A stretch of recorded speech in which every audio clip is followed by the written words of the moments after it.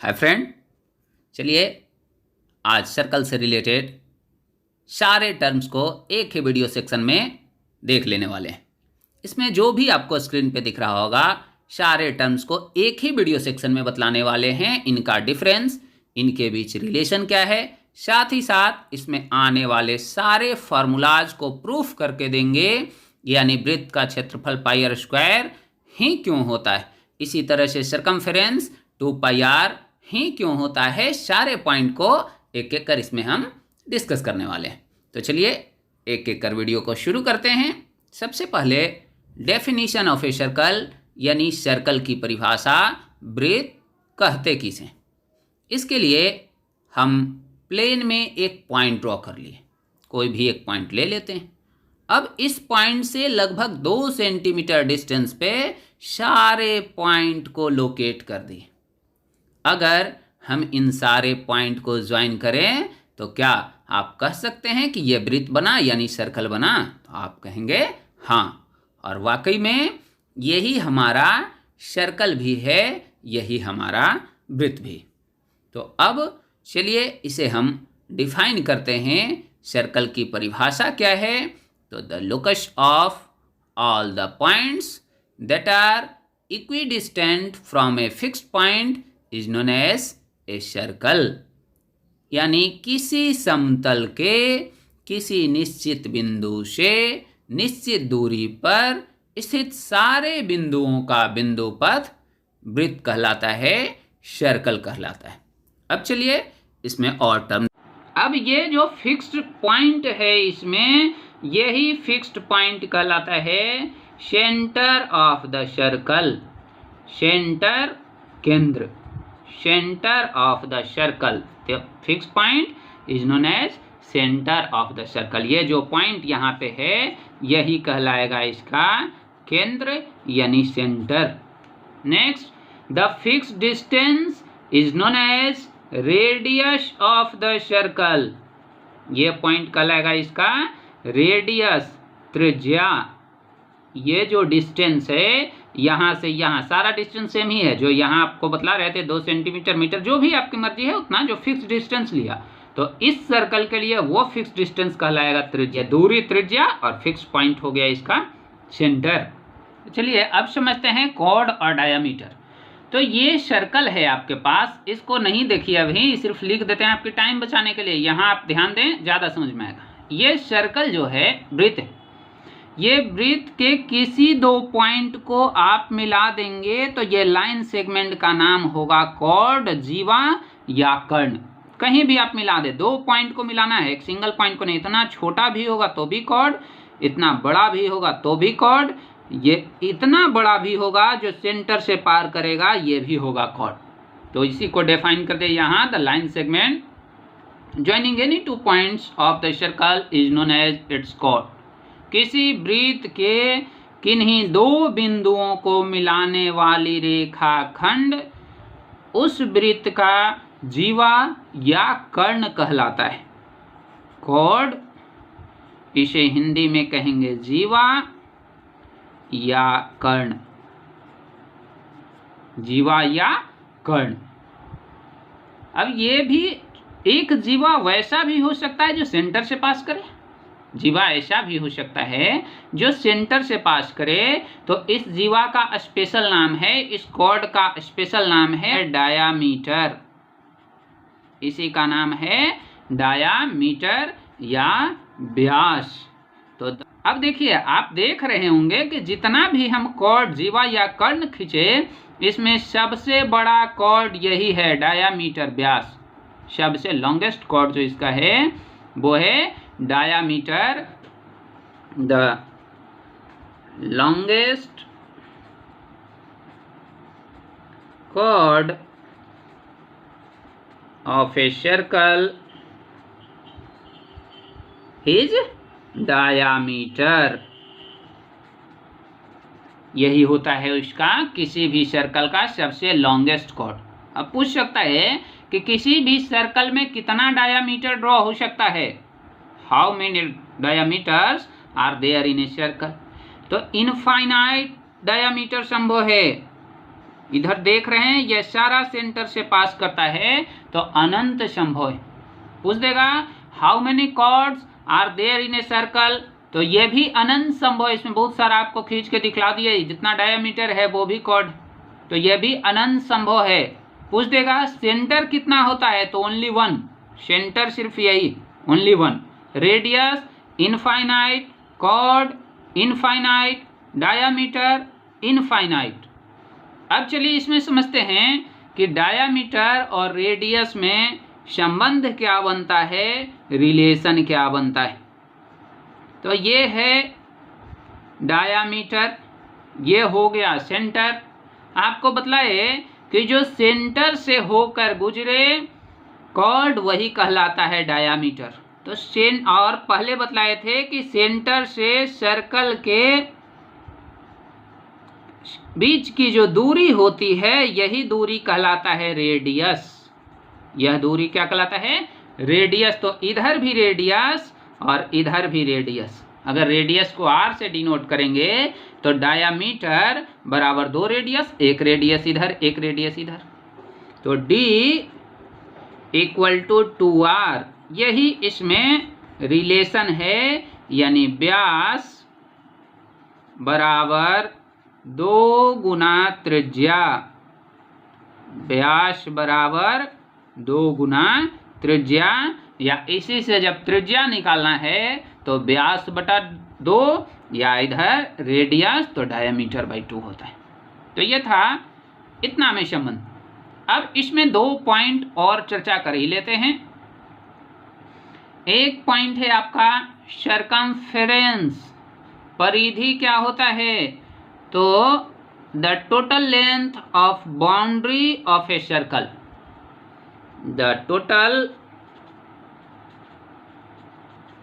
Length of boundary of a circle, boundary of a circle is known as its circumference. circumference, circum मतलब बाहर घेरने वाला ही होता है, इसे हिंदी में परिधि कहा जाता है। तो किसी वृत्त के बाहरी घेरों की कुल लंबाई उस वृत्त का परिधि कहलाता है।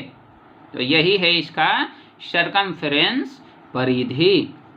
और ये जो पेरिफेरल है आउटर, ये जितना एरिया अंदर में बांधता है, अंदर में जितना क्षेत्र को बांधा, जैसे कॉपी में इतना सारा आपको पेज दिख रहा है लेकिन बीच में यही एरिया दिख रहा है, तो बाउंड्री के अंदर में जो एरिया है इसी एरिया को कहा जाता है, क्षेत्र को, area of the circle, circle का क्षेत्रफल। इसे सर्कुलर रीजन भी कहा जाता है, वृत्तीय क्षेत्र, सर्कुलर रीजन, वृत्तीय क्षेत्र, इसे सर्कुलर रीजन या वृत्तीय क्षेत्र भी कहा जाता है। और इसका माप, अंदर वाला का माप आप निकालेंगे तो यही होता है एरिया। इससे रिलेटेड 2 फॉर्मूला है, चलिए उसे थोड़ा सा डेराइव करके ही देख लेते हैं, याद करने में आपको सुविधा होगी। चलिए अब समझते हैं area and circumference of a circle क्या होता है और इतना ही क्यों होता है, दोनों इसी में। एरिया क्षेत्रफल और सर्कमफेरेंस परिधि। अभी पीछे डिफाइन किए कि सर्कमफेरेंस परिधि कहते हैं इसके बाहरी वाला बाउंड्री को। इस सर्कमफेरेंस के बारे में एक पाई का डेफिनेशन पढ़ना है, पाई के बारे में परिभाषा पढ़ना है कि पाई क्या है भाई। तो pi is the ratio of circumference and diameter of a circle. Pi क्या है, पाई का मान क्या है, तो किसी भी वृत्त के परिधि और व्यास का जो अनुपात होगा वही कहलाता है पाई।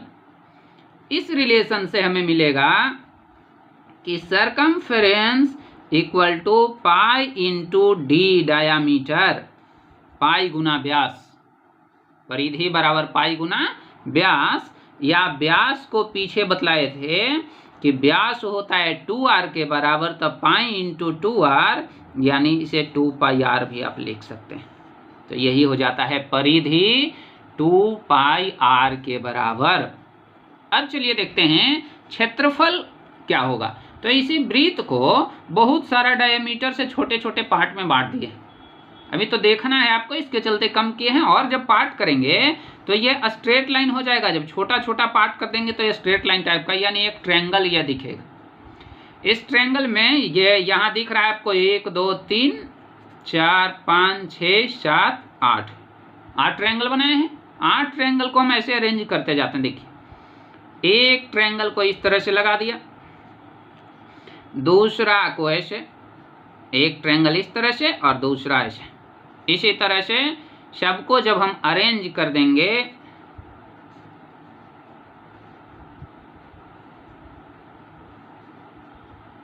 अब ये हो गया आपका, यही सर्कल कुल है 3 4 5 6 7 8।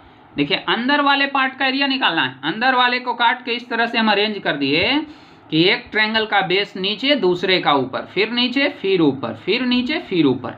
तो ये कुल जो इसका परिधि था, बाहर वाला था, इसमें आधा ऊपर हो गया और आधा नीचे हो गया। हो गया आधा ऊपर, यह पूरी परिधि का आधा ऊपर और आधा नीचे। पूरा परिधि अभी बताए 2πr के बराबर होता है। तो आधा ऊपर कहने का मतलब πr ऊपर हो गया और πr नीचे हो गया। अब देखिए, ये क्या है भाई, तो यही है ना इसमें, इसको क्या कहते हैं, रेडियस कहते हैं इसको। तो ये स्मॉल r के बराबर, ये भी स्मॉल r। अब ये बन गया एक चतुर्भुज जिसकी आमने सामने की भुजाएं बराबर है, यानी ये आयत हो गया। तो आयत का जो क्षेत्रफल होगा वही क्षेत्रफल आपके वृत्त का हो जाएगा। तो यह आयत का क्षेत्रफल लंबाई गुना चौड़ाई, तो यहाँ होता है πr गुना r बराबर πr²। तो यही हो गया वृत्त का क्षेत्रफल। वृत्त का क्षेत्रफल बराबर πr² या एरिया इक्वल टू πr²। पाई गुना त्रिज्या का स्क्वायर, इसे हिंदी में लिखा जाता है। चलिए अब आगे रिलेशन देखते हैं।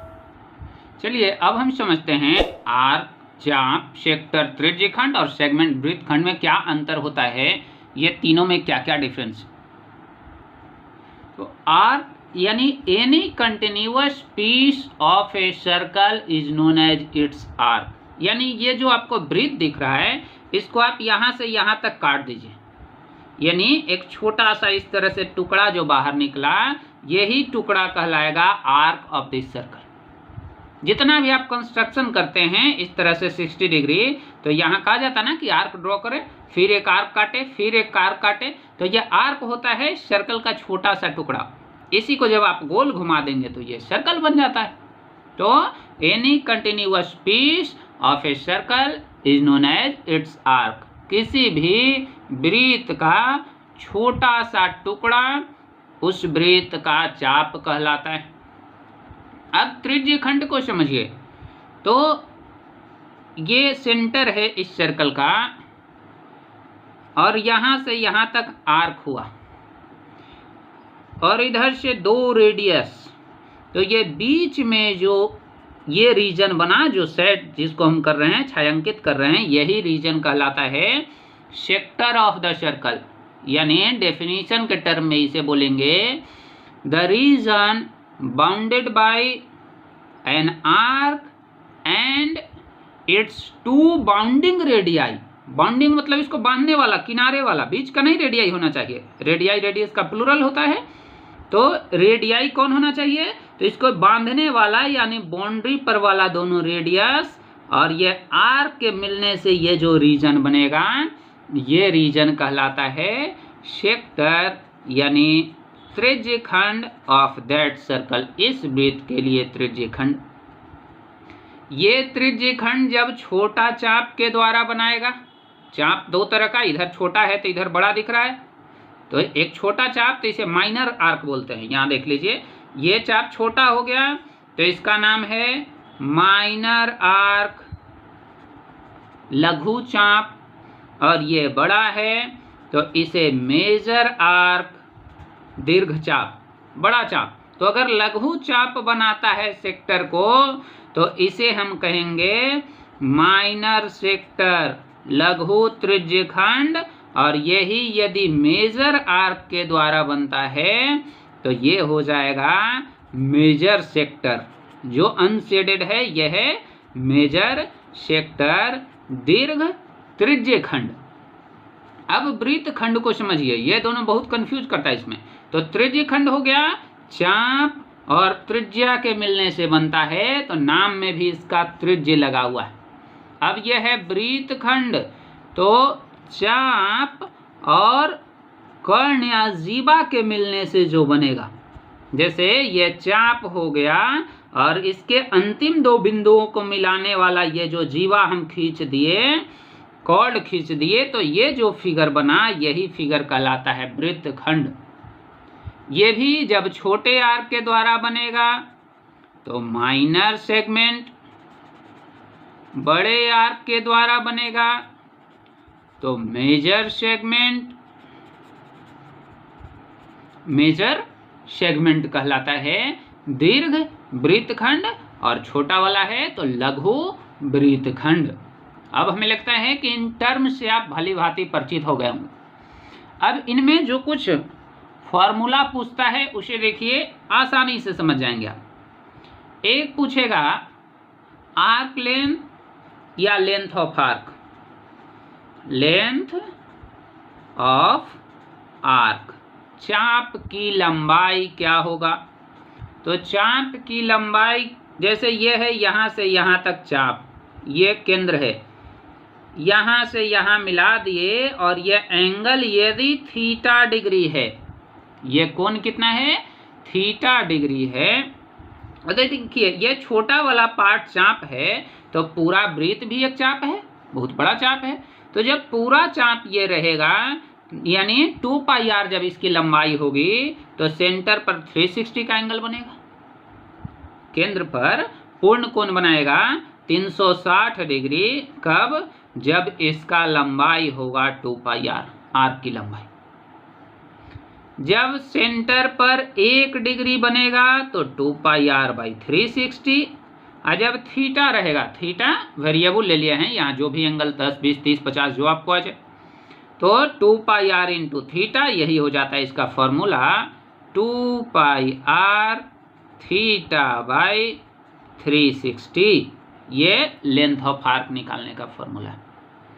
इसमें 2r को यदि d मानते हैं, यानी डायामीटर दिया हुआ है, तो पाई डी इंटू थीटा बाई 360, ये भी हो जाता है इसका फॉर्मूला लेंथ ऑफ आर्क का। अब चलिए आगे देखते हैं सेक्टर और सेगमेंट के बारे में।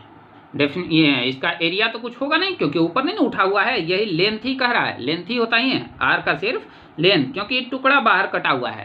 तो ये कौन सा रीजन बॉन्ड कर रहा है, ये तो कोई रीजन बॉन्ड नहीं कर रहा है, इधर भी ओपन इधर भी ओपन। जब तक कोई रीजन बॉन्ड नहीं करेगा तब तक एरिया होगा नहीं। तो ये जो है इसका सिर्फ लेंथ होता है, एरिया नहीं। अब देखेंगे हम सब सेक्टर और सेगमेंट में क्या क्या पूछता है।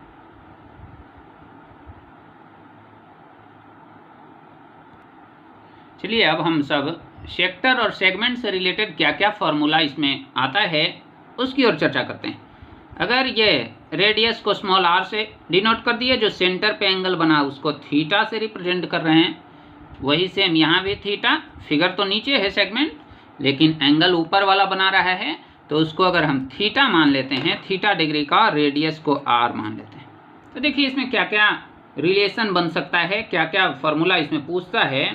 तो पूछ देगा पेरीमीटर, पूछ देगा आपसे पेरीमीटर ऑफ सेक्टर, सेक्टर का पेरीमीटर क्या होगा। तो देखिए सेक्टर का पेरीमीटर क्या बन रहा है, तो ये आर्क बन रहा है और 2 रेडियस बन रहा है ना सेक्टर का पेरीमीटर। तो सेक्टर का पेरीमीटर हो गया arc length plus 2 into r, या इसके पेरीमीटर को उसका फॉर्मूला जब लिख देंगे 2 पाई आर थीटा बाई 360 और 2r ऐड कर देंगे तो ये इसका फॉर्मूला बन जाता है। या इसी से यदि आप 2r कॉमन ले लेते हैं तो यहाँ बचेगा पाई थीटा प्लस 1 बाई 360। 2r को ये d आप d लिखते हैं तो d into pi theta plus 1/360, यही इससे रिलेटेड फॉर्मूला होगा पेरीमीटर वाला।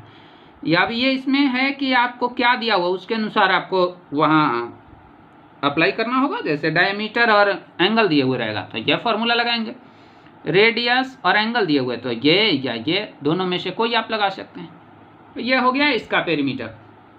अब इसका पेरीमीटर आपसे पूछेगा कि परिमाप क्या होगा सेगमेंट का। सबका हिंदी पीछे भी बतलाते चल रहे हैं, यहाँ भी ध्यान देंगे। इसके बाद भी यदि कन्फ्यूजन तो कमेंट कर देंगे कि इसका नहीं बात समझ में है। पेरीमीटर इसका परिमाप, तो इसका परिमाप यानी यहाँ से यहाँ की लंबाई और यहाँ से यहाँ की लंबाई, यही होगा ना पेरीमीटर। तो यहाँ से यहाँ फिर इसमें हो गया L, लेंथ ऑफ आर्क में यही हम लेंथ ऑफ कॉर्ड को ऐड कर देंगे, लेंथ ऑफ कॉर्ड। तो ये जो मिलेगा यही मिलेगा हमें पेरीमीटर ऑफ सेगमेंट। ऐसे इसके लिए फॉर्मूला आप लिख दें तो 2πr θ/360 हो गया लेंथ ऑफ आर्क, और लेंथ ऑफ कॉर्ड ट्रिग्नोमेट्री जब बतलाएंगे उस वक्त ये बतलाएंगे कि ऐसा क्यों होता है, और नहीं तो आपको रील में दिया हुआ है कि ऐसा क्यों होता है। 2r sin θ/2 इसका माप होता है यदि ये थीटा है और ये दोनों आर है तो ये ट्रिग्नोमेट्री से डिराइव होता है। ऐसे रील बना के दिया हुआ है, अगर अभी भी आपको आवश्यकता लगे तो आप लोग कमेंट कीजिएगा। तो ये हो गया सेगमेंट के पेरीमीटर और यह हो गया सेक्टर का पेरीमीटर। अब आपसे पूछ देगा एरिया, क्षेत्रफल, एरिया ऑफ सेक्टर। तो एरिया ऑफ सेक्टर जब आपसे पूछ देगा तो देखिए ये पूरा भी तो सर्कल एक सेक्टर है, अंदर वाला जितना भी ये सारा रीजन है ये भी तो सेक्टर ही कहलाएगा ना। छोटा सा पार्ट ये भी रेडियस के द्वारा बाउंडेड होता है, वहाँ रेडियस ओवरलैप रहेगा। तो जब पूरा ये सेक्टर होगा तो πr² एरिया होता है और सेंटर पर एंगल 360, तो यानी जब 360 एंगल रहेगा तो एरिया हो जाएगा सेक्टर का πr², एक रहेगा तो πr²/360, और यही जब थीटा रहेगा तो πr² θ/360 हो जाएगा इसका एरिया, πr² θ/360 डिग्री। ये हो गया इस सेक्टर का एरिया। माइनर ये है जब आपसे मेजर पूछे तो पूरे सर्कल वाले में से सब्ट्रैक्ट कर दें। मेजर सर्कल जब आपसे पूछे तो पूरा हो गया सेक्टर का एरिया πr², इसमें से इसको जब आप घटा देंगे πr² θ/360 को तो ये हो जाएगा इस केस में मेजर वाला। अब आपसे पूछ देगा एरिया ऑफ सेगमेंट। क्या पूछेगा आपसे? Area of segment. तो देखिए सेगमेंट में क्या है, तो ये वाला पूरा सेक्टर में से ऊपर वाले ट्रायंगल के एरिया को घटाना है, पूरा सेक्टर में से ऊपर वाले ट्रायंगल के एरिया को घटा देना है। तो सेक्टर का एरिया हो गया πr² θ/360 माइनस एरिया ऑफ, नाम इसका अगर दे देते हैं OAB, तो एरिया ऑफ ट्रायंगल OAB। अब जैसे निकाल दें उसका एरिया, ऐसे एक मेथड जो है इसमें चर्चा की जाती है πr² θ/360, तो ये वैसे ही रहेगा। यहाँ इससे इसका एरिया हो जाता है 1/2 r² sin थीटा। ये दोनों ट्रिगो से ही आता है, ऐसे रील के रूप में दिया हुआ है। अगर आवश्यकता आपको लग रही कि नहीं अभी समझना है तो आप कमेंट करेंगे, समझा करके इसका वीडियो फिर दे देंगे। πr² θ/360 minus 1/2 r² sin theta. ये भी हो गया है आपका माइनर के लिए, छोटा वाला के लिए। मेजर के लिए इसमें भी सर्कल के एरिया से घटेगा, क्योंकि पूरा तो इसमें भी सर्कल का एरिया ही होगा ना। तो नीचे वाले को घटा देंगे तो ऊपर वाले का निकल जाएगा। तो अगर मेजर पूछे तो πr² minus πr² θ/360 minus 1/2 r² sin theta. यही इसमें सेक्टर, सेगमेंट और आर्क से पूछता है। अब चलिए समझते हैं हम सब टेंजेंट और सेकंड से क्या क्या आवश्यकता है। चलिए अब हम सब समझते हैं स्पर्श रेखा और छेदक को, यानी टेंजेंट और सेकंड में क्या डिफरेंस है। तो देखिए when a line passes through any 2 points of a circle, इसमें लाइन होता है, लाइन सेगमेंट नहीं, ध्यान दीजिएगा। जब कोई एक लाइन सर्कल के 2 बिंदुओं से होकर गुजरे या इसको काट के गुजरे, ये कहलाएगा इसका सेकेंड यानी छेदक, सेकेंड यानी छेदक। लेकिन जब सिंगल पॉइंट से टच करते हुए गुजरे, एक ही बिंदु से टच करते हुए गुजरे, तो ये कहलाएगा टेंजेंट, टेंजेंट स्पर्श रेखा। तो दोनों में डिफरेंस, अगर एक पॉइंट से गुजर रहा है तो टेंजेंट, अगर 2 पॉइंट से गुजर रहा है तो सेकेंड। और 3 पॉइंट से गुजरना संभव नहीं है, स्ट्रेट लाइन सर्कल के 3 पॉइंट से नहीं गुजरता है, 2 ही पॉइंट से गुजर सकता है, इससे ज्यादा नहीं। अब इसमें आपसे पूछेगा टेंजेंट के बारे में, टेंजेंट के बारे में। यह सर्कल है, कह देगा कि सर्कल के इंटीरियर में कोई पॉइंट से कितना टेंजेंट ड्रॉ कर सकते हैं। तो कोई भी टेंजेंट ड्रॉ नहीं होगा जब सर्कल के इंटीरियर पॉइंट है, अंदर से जब पास करेगा तो यह सेकेंड होगा, टेंजेंट नहीं, ध्यान देना। तो there is no tangent passing through a point lying inside the circle, circle के अंदर के किसी बिंदु से कोई भी टेंजेंट ड्रॉ नहीं हो सकता है। अब दूसरा इसमें पूछ देगा कि सर्कल के किसी एक पॉइंट से कितना टेंजेंट गुजर सकता है, सर्कल के किसी एक पॉइंट से कितना टेंजेंट गुजर सकता है। तो there is only one tangent passing through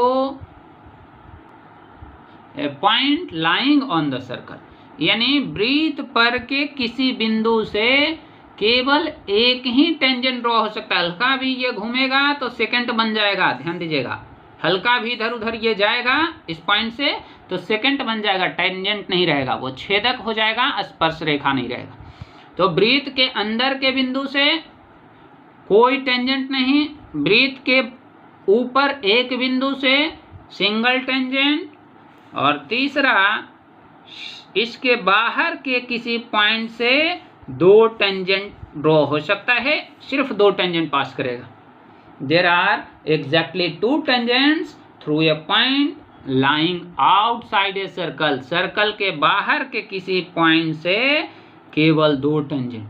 तो इसमें यह ध्यान रखना है, सर्कल के अंदर के पॉइंट से कोई टेंजेंट नहीं, इस पर के एक पॉइंट से ओनली 1 टेंजेंट, और इसके बाहर के पॉइंट से ओनली 2 टेंजेंट्स। सर्कल में 2 और वर्ड आता है, एक सेमी सर्कल अर्धवृत्त, अब क्वाड्रेंट एक चौथाई वृत्त। नाम से यह स्पष्ट, जैसे ये वृत्त है तो इसका आधा टुकड़ा जो होगा वो कहलाएगा सेमी सर्कल, और इसका जो एक चौथाई टुकड़ा होगा वो कहलाएगा क्वाड्रेंट। तो क्वाड्रेंट इस तरह से आप उसको ड्रॉ कर सकते हैं, और सेमी सर्कल ये हो गया आपका सेमी सर्कल। तो इससे रिलेटेड फॉर्मूला पूछेगा कि इसका पेरीमीटर क्या होता है। तो पेरीमीटर ऊपर वाला सर्कल का आधा तो 2 पाई आर है, तो यानी पाई आर, और फिर नीचे वाला 2 रेडियस तो 2 आर, तो पाई आर प्लस 2 आर इसका पेरीमीटर।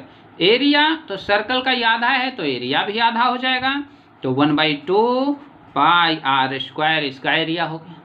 क्वाड्रेंट के केस में पूछेगा तो 1/4 ये आर का लेंथ है, यानी 2 पाई आर का 1/4 भाग यानी पाई आर बाई 2, और 2 रेडियस किनारे में है तो 2 आर, ये हो गया इसका पेरीमीटर क्वाड्रेंट का। क्वाड्रेंट का एरिया पूछेगा तो सर्कल का 1/4 यानी 1/4 पाई आर स्क्वायर। अब वीडियो